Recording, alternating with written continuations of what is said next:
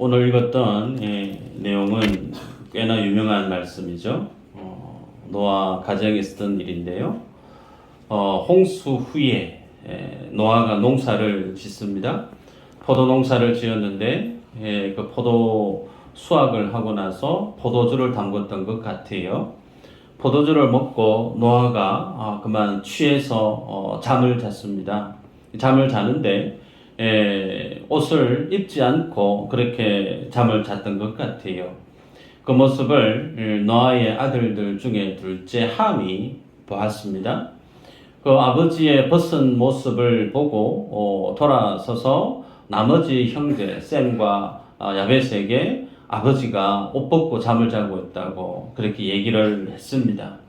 그 모습을 듣고 나서 셈과 야벳은 뒷걸음질로 해서 아버지 노아의 벗은 그 하체를 덮어 주었어요.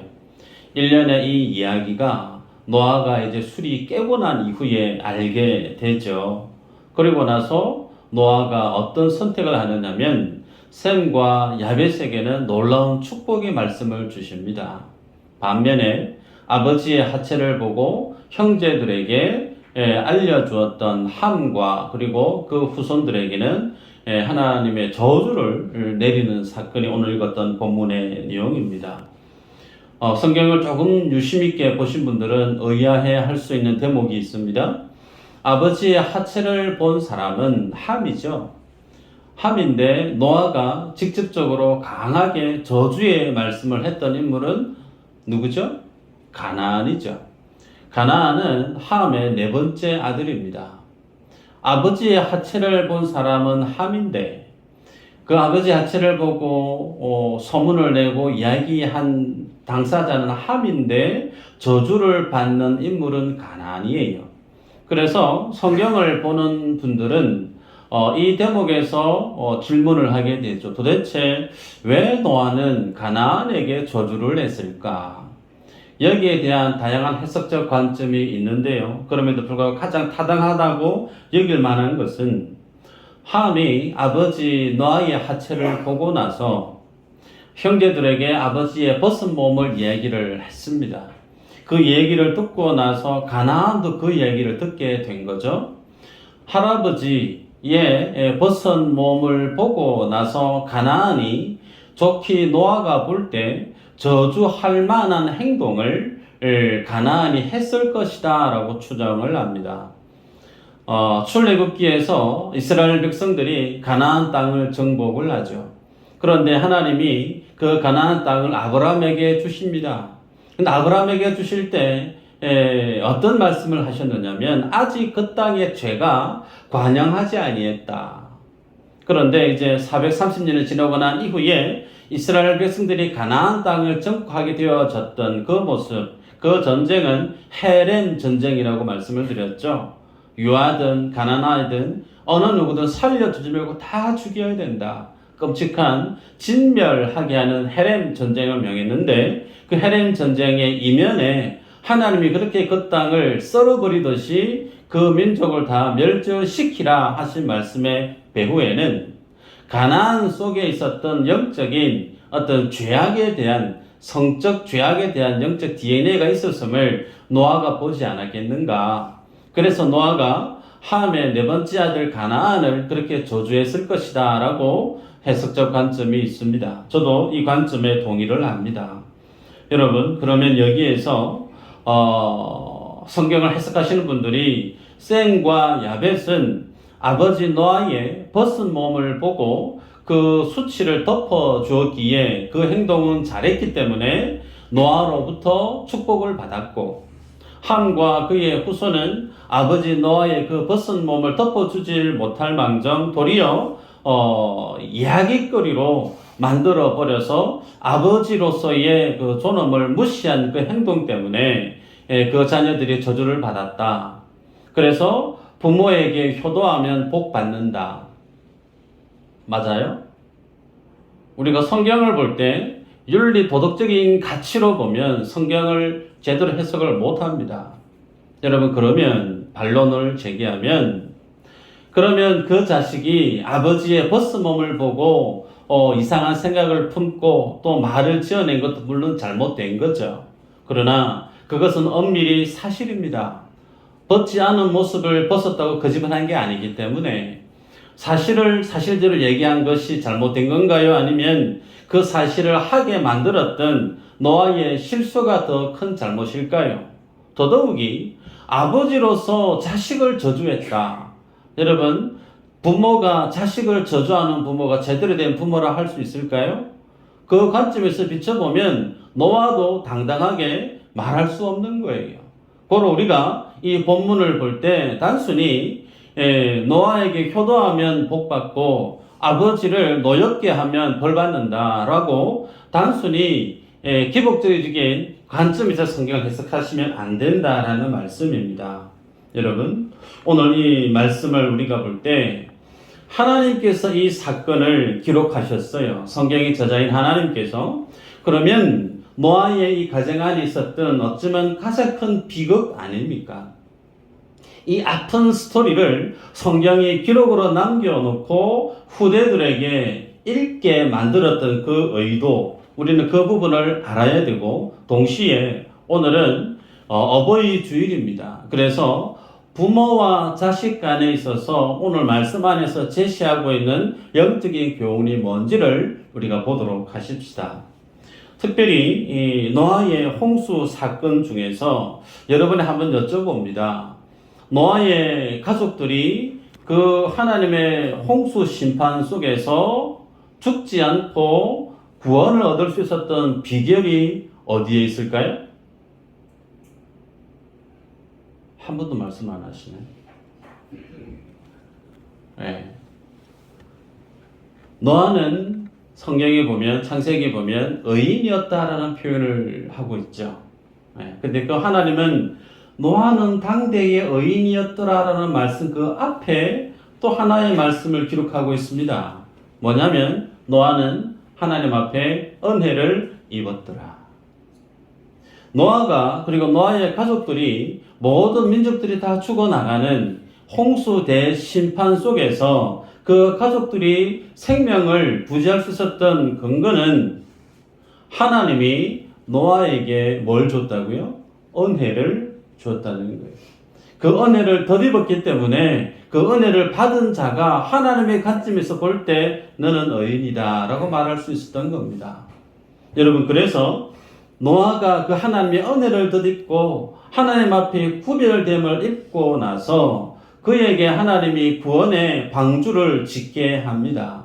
이 대목에서 어떤 분들은 성경을 해석할 때 그래도 노아가 성경 말씀에 준하면 오랜 시간 동안 방주를 만들었는데 본인이 나무를 빼고 대패질을 하고 잘라서 그렇게 수고롭게 뭐 어떤 분들은 120년을 얘기하지만 성경을 좀 더 깊이 있게 보시면 120년이 되지 못합니다. 약 한 100년 안 되는 기간 동안 노아가 방주를 만듭니다.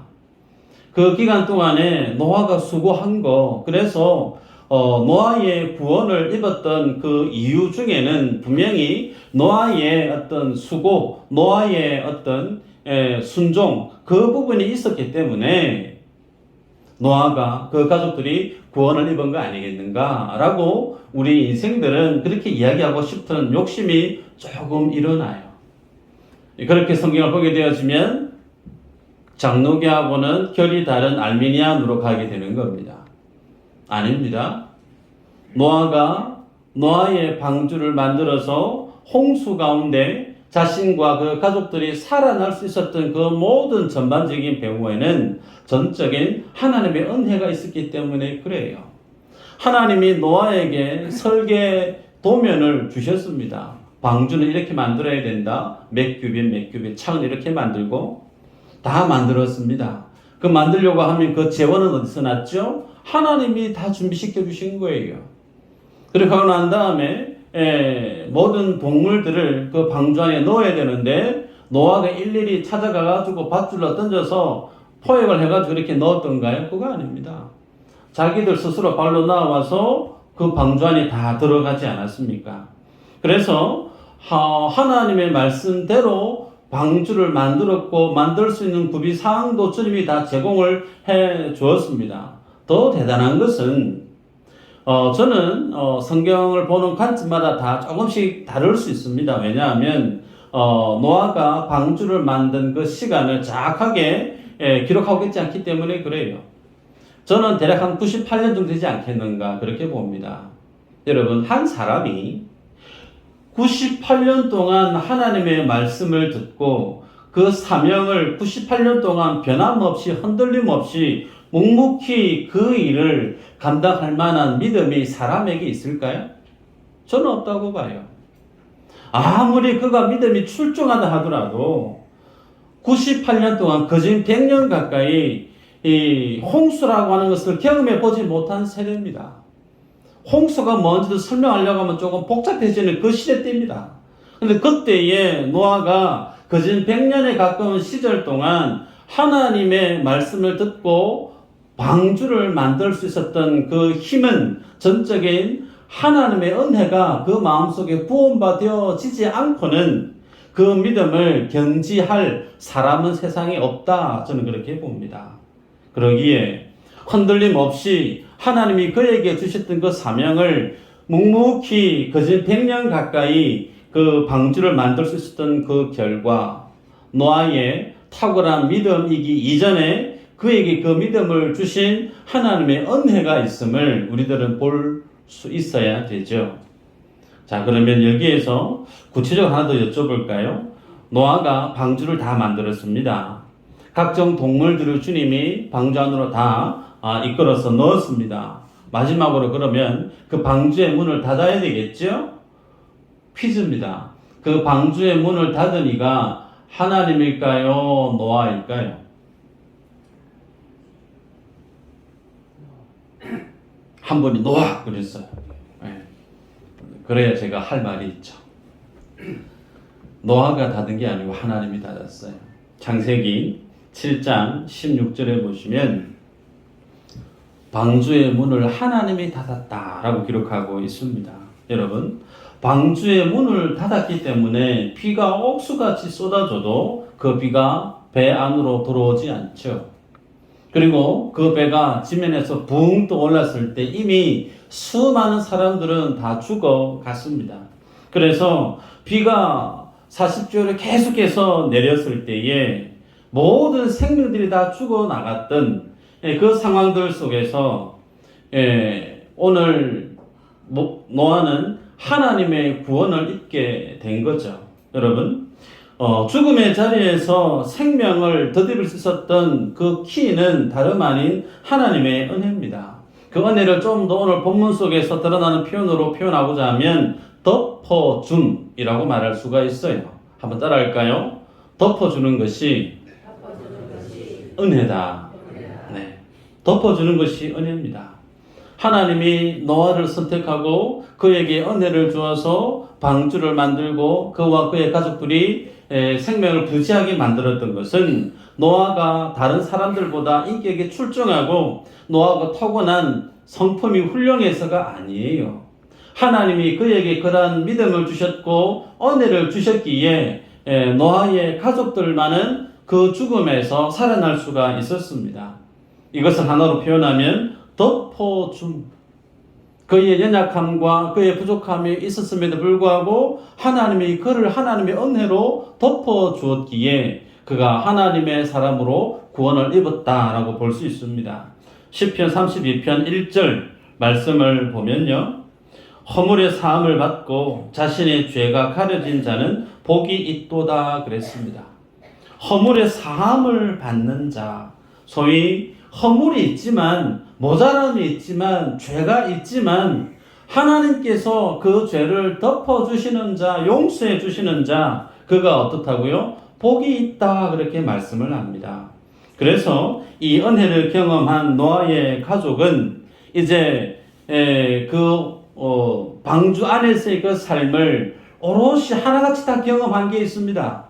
뭘 경험했느냐면 내가 지금 죽지 않고 살 수 있었던 것은 모든 생명의 동물들이 다 죽어나가는 그 두려움의 시간, 그 공포스러운 그 시간, 그 시간 속에 내가 오롯이 살 수 있었던 그 이유는 하나님이 나에게 생명의 은혜를 부어주셨기 때문이다라는 사실이죠. 그래서 그 하나님의 은혜를 경험한 자는 이제 어떤 일이 펼쳐져야 되느냐면 그 은혜를 그 하나님의 복을 경험한 자는 세상 속에서 어떤 삶을 구현해내야 되느냐면 하나님이 노아와 노아의 가족들에게 생명을 살 수 있는 덮어주시는 그 은혜를 경험했기에 그 은혜를 경험한 자는 동일하게 그 은혜의 삶을 삶들 속에 녹아내야 된다는 거예요. 이해되십니까? 여러분, 오늘 본문에 보면 함은 그 덮어줌의 은혜를 경험했음에도 불구하고 하나님이 그를 살려냈던 그 덮어줌의 은혜에 대해서 정면으로 대치되어져 있는 행동을 합니다. 도리어 덜쳐냈다는 거예요. 노아의 다른 셈과 야벳은 그 홍수 기간 동안 배 안에서 하나님의 은혜로 내가 구원을 입었기 때문에 구원받은 그 은혜를 어떻게 적용하느냐? 덮어주는 거예요. 아버지의 부끄러움을 보지 않기 위해서 살포시 가서 덮어주고 나왔지만 함은 그러지 아니했다라는 겁니다. 여러분, 성경에는 하나님께서 오늘 이 사건뿐만 아니라 창세기에서부터 계시록까지 하나로 꿰뚫고 있는 게 뭐냐면 하나님은 이 덮어줌의 은혜로 하나님의 나라를 완성해 가시고 있다는 거예요. 성경의 사례를 좀 찾아볼까요? 그러면 가장 먼저 하나님께로부터 덮어줌의 이 은혜를 경험한 사람들이 누굴까? 가장 먼저 아담과 하와죠. 선악과를 범하고 난 이후에 자신들의 죄를 알게 되었습니다. 그리고 나서 숨습니다.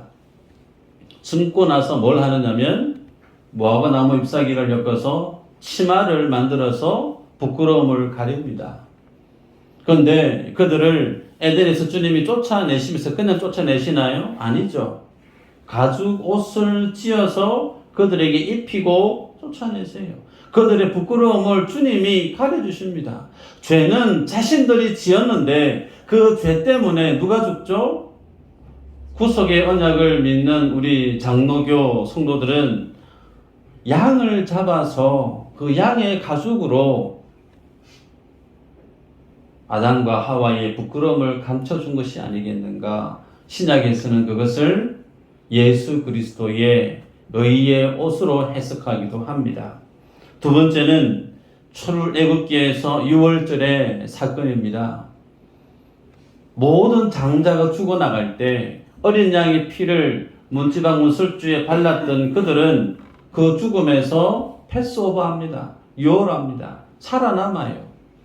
하나님이 애굽의 백성들 그 장자들은 다 죽이면서 이스라엘의 장자를 죽이지 아니하신 이유는 이스라엘 집안의 장자들이 다들 믿음이 훌륭해서가 아니라고 그랬습니다.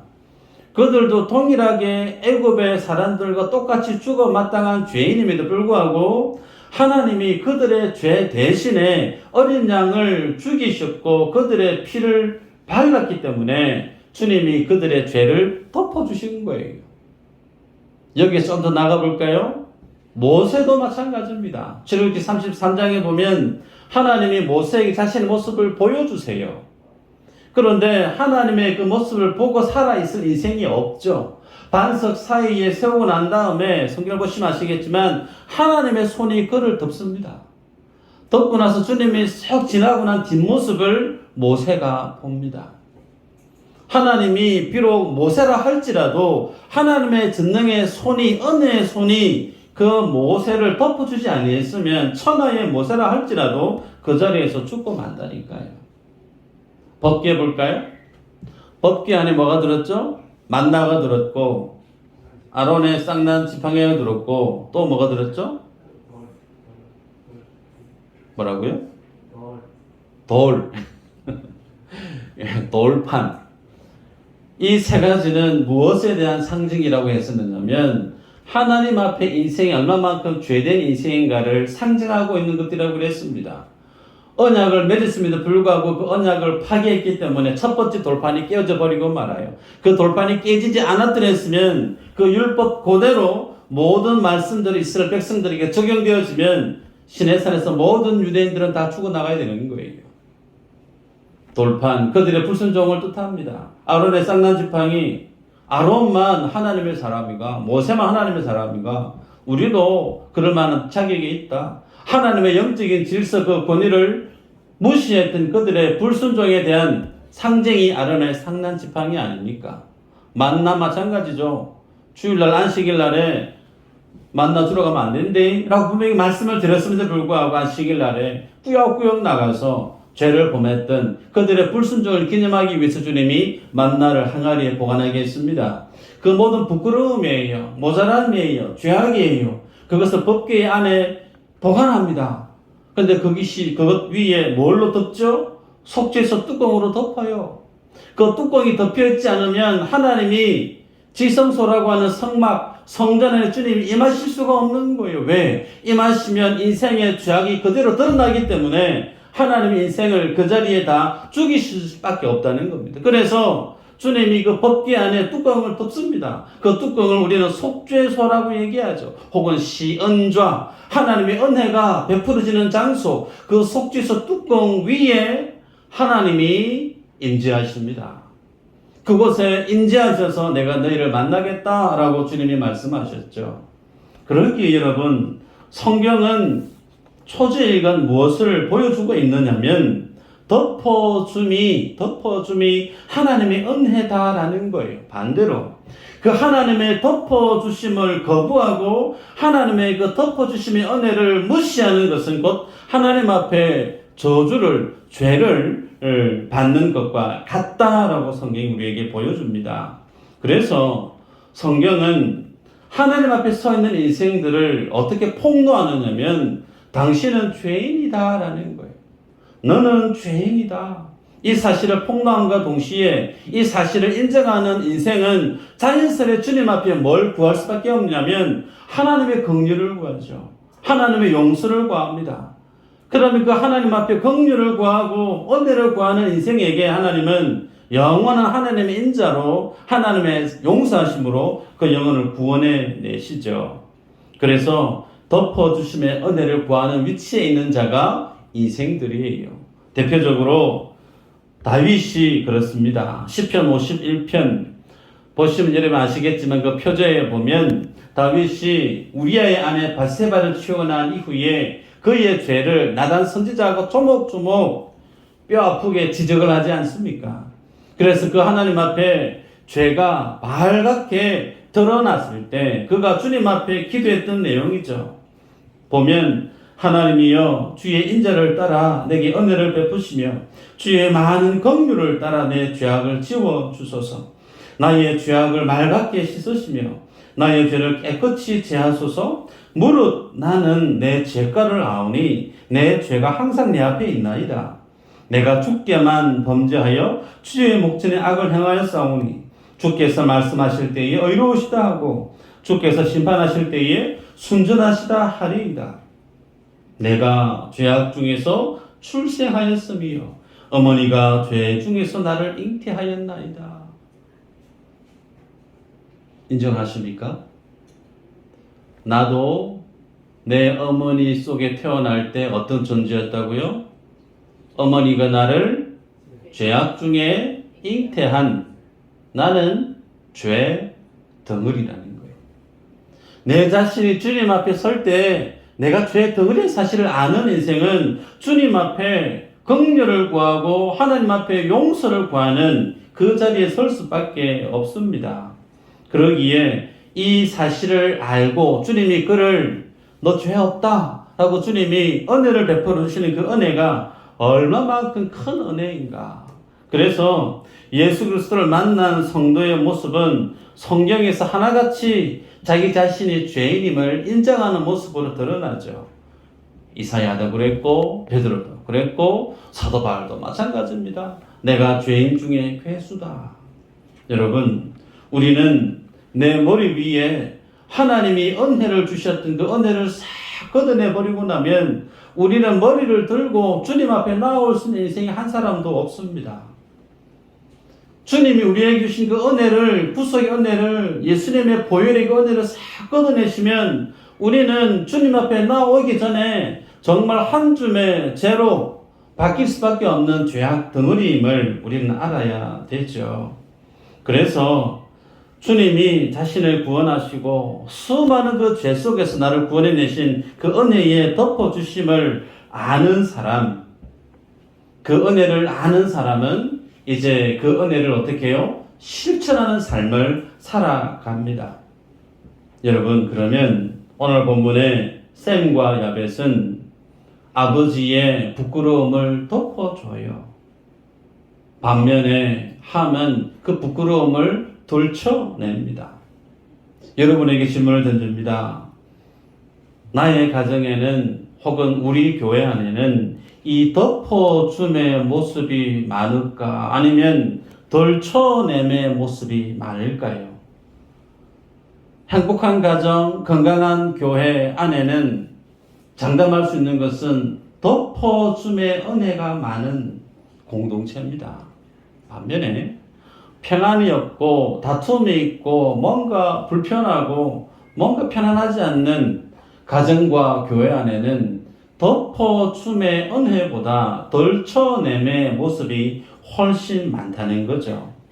여러분, 노아의 가정 한번 생각해 볼까요? 창세기 6장 9절에 보면 노아가 500세 때에 하나님을 만납니다. 하나님과 동행을 해요. 그리고 하나님께로부터 홍수에 대한 내용을 듣고 배 만들기를 시작합니다. 그리고 600세 되던 해에 홍수가 시작이 됐죠. 그 과정들 속에 성경은 노아의 삶에 대해서 하나님의 말씀을 다 준행하였더라 그렇게 기록하고 있습니다. 하나님의 말씀을 다 준행하는 것이 쉬울까? 쉽지 않죠. 힘듭니다. 양 목사에게 오른뺨을 탁 쳐보세요. 제가 왼뺨을 싹 돌려댈지 저도 장담을 못하겠지만 쉽지 않아요. 그 100년의 시간이 넘는 그 시간 동안 묵묵히 하나님의 그 말씀을 다 준행할 수 있었던 이유는 때마다 시마다 하나님이 노아에게 주신 은혜가 있었음을 누가 봤을까요? 그의 자녀들이 다 본 겁니다. 그러고 나서 홍수가 끝났어요. 배에서 나와서 이제 거의 100년 만에 홍수 전에 자기 삶으로 돌아간 거예요. 여러분, 100년이라고 하는 시간이 얼마나 깁니까? 그 시간 동안 포도즙에도 대보지 못했던 노아 아닐까요? 원래 자기 일이 농사 짓는 일이었으면 100년 만에 이제 내가 텃밭을 일구어서 내가 뭔가를 심어서 내가 뭔가를 좀 해야 되겠다. 참 기쁜 마음이었을 거예요. 600세 되고 난 이후에 포도 농사를 지어서 그 넓은 몸으로 농사를 지어서 포도주를 지어서 마셨는데 몸이 젊었을 때 그 술을 이기지 못했던 그때와는 다르게 이제 그 술을 이기지 못하는 거죠. 그래서 피곤해서 너무 더워서 옷을 다 풀어 헤치고 잠을 잤단 말이에요. 그러면 그 넓은 아버지가 농사 짓고 술을 한 잔 드시고 나서 피곤해서 그렇게 곤히 자고 있는 그 모습을 본 함의 입장에서 어떻게 행동하는 것이 맞을까요? 우리 아버지가 그 100년 가까이 배 만드느라 정말 고생했고 홍수 기간 동안에 나와 내 자식들을 죽지 않고 살려내시기 위해서 얼마나 애쓰는지 그걸 제대로 기억하는 아들이면 뭘 해야 될까요? 아버지의 부끄러운 모습을 덮어주는 게 맞죠. 그런데 그렇게 행동하지 않았어요. 수다를 떨어서 떠벌렸다는 거예요. 성경에 보면 셈, 함, 야벳의 아들들이 있었다라고 하는 것은 며느리들도 있었고 그의 자식들도 많았다는 겁니다. 그런 옷을 벗고 있는 할아버지의 그 모습을 가나안이 보게 되는 거예요. 며느리들이 보게 되는 겁니다. 아버지의 그 부끄러운 모습을 덮어줘야 되는 것이 맞는데 함은 그러지를 못했다는 겁니다. 여러분, 그래서 그 모습을 볼 때 본 것을 보았다고 얘기했는데 그것이 뭐 그래 잘못된 겁니까? 라고 함은 항변할 수 있을 거예요. 집안에서 내 부모님이, 내 아버지가 나이가 들고 연세가 들면서 잘못한 말들도 할 수 있고 폭언도 할 수 있고 잘못된 선택을 할 수도 있을 거예요. 그 모습을 본 자식들 입장에서 저 아버지 좀 왜 그렇습니까? 그러면서 아버지에게 역적을 낼 수도 있을 거예요. 왜? 부모님이 제대로 된 판단을 하지 않고 덕스러운 말을 하지 않으시니까. 여러분, 그렇게 해서 그 모습을 지적을 했다 손 치십시다. 함처럼. 하나님이 뭘 보실까요? 하나님은 사랑을 보십니다. 가정이라고 하는 공동체, 교회라고 하는 공동체, 여기에는 옳고 그름이 분명히 있습니다. 잘잘못이 있어요. 여기에 대해서 많은 사람들이 평가할 수 있습니다. 이것은 잘 됐고 이것은 잘못됐고 평가할 수 있어요.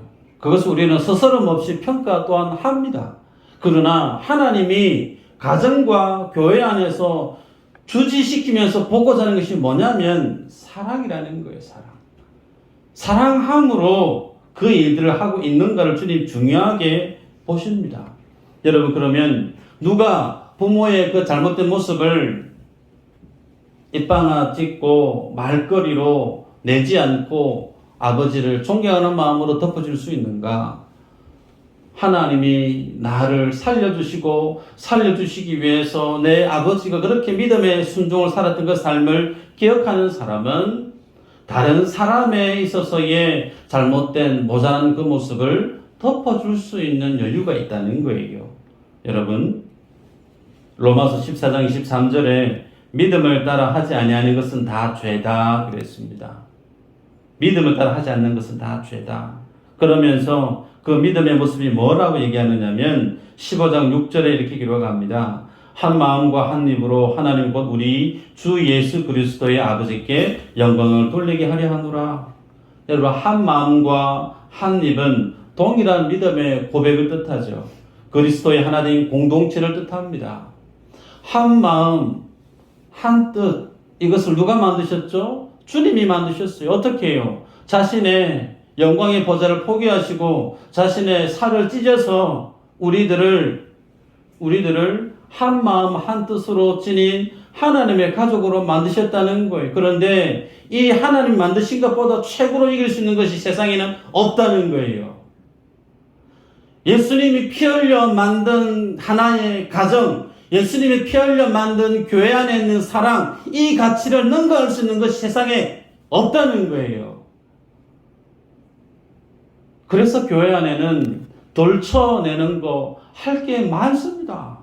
가정 안에 돌쳐낼 수 있는 거 너무너무 많아요. 그런데 우리의 눈에 중요시기는 그것보다 하나님은 뭘 보시느냐면 하나님이 만드신 가정의 하나됨, 하나님이 만드신 교회의 하나됨, 그 안에는 가장 중요한 게 사랑이라는 거예요.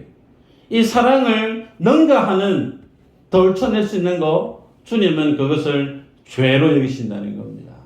말씀을 맺습니다. 여러분 교회 안에, 여러분의 가정 안에 돌쳐냄보다 덮어줌의 은혜가 풍성하기를 주의 이름으로 축복합니다. 허물 없는 사람 없어요. 저도 허물 무지무지 많습니다. 그 허물을 다 리스트업해서 알려드리면 이 자리에 있을 수 있는 용기가 저는 없습니다. 그래서 교회 안에서도 가정 안에서도 우리는 덮어줌의 은혜를 볼 수 있어야 돼요. 그러려면 내가 어떻게 주님 앞에 구원받았는지를 보셔야 돼요. 앞에 있는 사람의 잘못된 모습을 정말 돌쳐내고 싶고 뭔가 얘기하고 싶은데 분명히 주님이 그것을 기뻐하지 않는다는 사실을 알게 되어지면 우리가 어떻게 행동해야 될까요? 십자가 앞에 가셔야 돼요. 다시금 주님이 나를 구원해 주시던 십자가 앞에 서셔야 돼요. 그 앞에 서셔서 주님 앞에 나의 모습을 다시금 보셔야 됩니다. 그 하나님의 은혜를 날마다 그 은혜의 힘으로 내가 살아갈 수 있는 삶을 만들어내셔야 돼요. 이 삶을 살아낼 때만이 우리는 내 눈앞에 있는 아버지 혹은 내 사랑하는 자식들 혹은 교회 안에 정말 내하고 잘 맞지 않는 사람이라 할지라도 덮어줄 수 있는 힘이 우리에게 주어집니다. 이 믿음의 삶을 살아내는 저 여러분들 다 되시기를 주의 이름으로 축복합니다. 기도합니다.